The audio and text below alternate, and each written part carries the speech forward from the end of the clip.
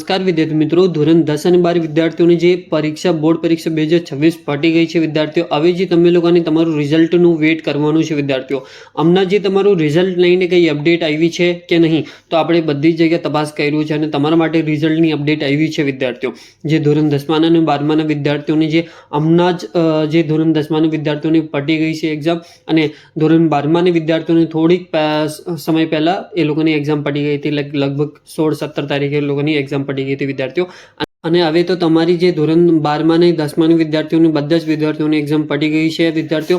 હવે જે તમારું બોર્ડ પરીક્ષા 2026નું રિઝલ્ટની લઈને શું અપડેટ છે, અહીંયા તમે લોકો ન્યૂઝ આર્ટિકલની જે સ્ક્રીનશોટ જોઈ શકો છો વિદ્યાર્થીઓ. તમે લોકો આ જે ન્યૂઝ આર્ટિકલમાં વાંચી શકો છો. જે તમારું 21 દિવસનું બોર્ડ પરીક્ષા 2026નું જે ટાઈમ છે એ હવે પટી ગયું છે.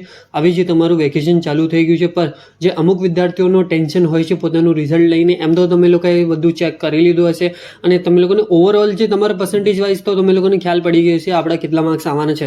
પર બી આપણે જે વિદ્યાર્થીઓ છે વેઇટ કરે છે રિઝલ્ટનું, કે ક્યારે રિઝલ્ટ આપણું આવશે અને ક્યારે આપણે રિઝલ્ટ જોવા મળશે.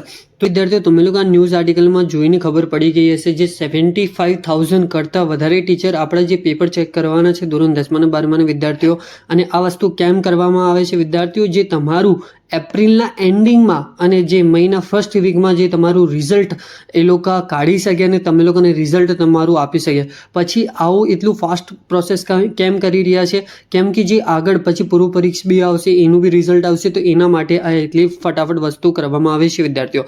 હવે જે તમારા માટે એટલી જ અપડેટ છે, જે ગુજરાત બોર્ડે પેપરમાં સ્પષ્ટ કરીને કીધું છે કે જે તમારું એપ્રિલના લાસ્ટ વીકમાં તમારું એક્ઝામ નું રિઝલ્ટ આવી શકે છે અને મેના ફર્સ્ટ વીકમાં તમારું રિઝલ્ટ આવી શકે છે.